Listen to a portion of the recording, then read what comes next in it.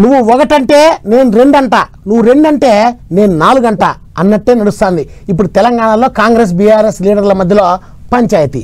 ఎమ్మెల్యేలో కౌశిక్ రెడ్డి, అరికెపూడి గాంధీ మధ్యలో రగిలిన పంచాయతీ ఇప్పుడు చిలికి చిలికి గాలివాన మాదిరి ముదిరింది. ఈ పంచాయతీలోకి పెద్ద లీడర్లు రావడంతో ఇంకొంచెం పెద్దదైంది పంచాయతీ. తెలుగులో సీరియల్ నడిచినట్టే నడుస్తుంది తెలంగాణలో. షెయి పార్టీలకు కాల్ పార్టీలకు నడుమ కీసులాట.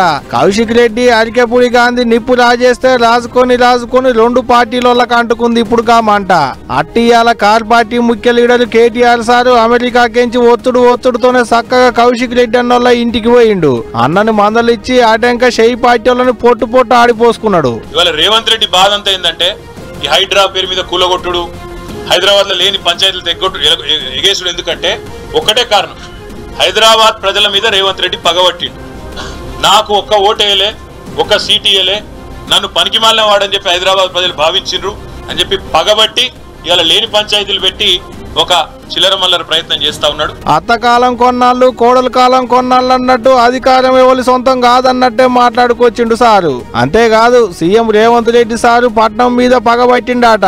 ఇది ఒకటే కాదు, అటు అరికెపూడి గాంధీని కూడా ఆరుబారార్చుకున్నాడు కేటీఆర్ సారు. నేను అడుగుతా ఉన్నా మా కౌశిక్ రెడ్డి అడిగిన ప్రశ్నే, ఏ పార్టీలో ఉన్నావు గాంధీ?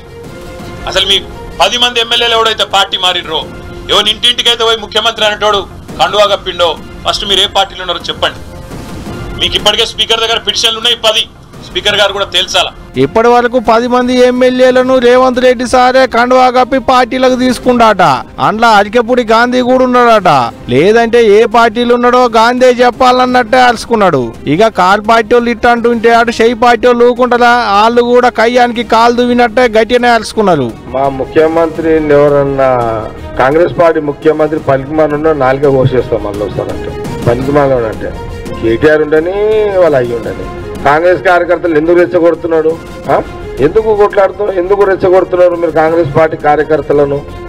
ఏం అవసరం వచ్చింది మీకు? ఒక జగ్గన్నొక్కడే కాదు, షెయి పార్టీ మంత్రులు కూడా గట్టిగానే గరం అవుతున్నారు కాల్ పార్టీ వాళ్ళ మీదకి.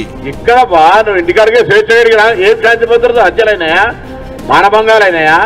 ఏం జరిగినాయి? వట్టిగానే శాంతి భద్రతని రోడ్డు ఎక్కి ఉరుకుతా ఉన్నారు. ఏం జరిగింది అలా?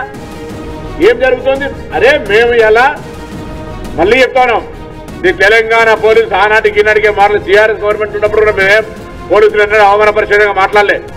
ప్రభుత్వ విధానాన్ని విమర్శించినాం, ప్రభుత్వ చెప్పు చేతల్లో బానిసలు కావద్దని చెప్పినాం.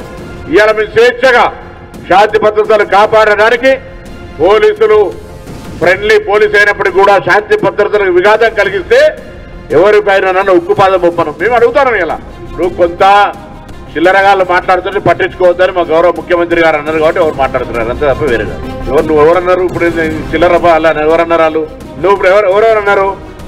అరే మేమెందుకు వేరేటలో చిల్లర అనాలే? వాళ్ళు ఎవరైతే అంటున్నారో వాళ్ళే. మీకు తెలుసా మీరు ఎవరు ప్రస్తావించారు? మీరు గిట్టా డి అంటే డి అన్నట్టే నడుస్తుంది ఇప్పుడు కీసులాట. నిన్నటి దానిక హరీష్ రావు సారు, ఇవాళ కేటీఆర్ సారు, అటు మంత్రులు పెద్ద లీడర్లు, అటు ఆ పార్టీ వాళ్ళు ఇటు ఈ పార్టీ వాళ్ళు, వాళ్ళని వీళ్ళనడు వీళ్ళని వాళ్ళనడు, ఇదే నడిచింది అనుకో రాదులి. మొత్తానికైతే 2 పార్టీల నడుమ మా జోరుగా నడుస్తుంది ఈ పంచాది. ఇక చూడాలే ఎడిపోతుందో గీ చౌడం.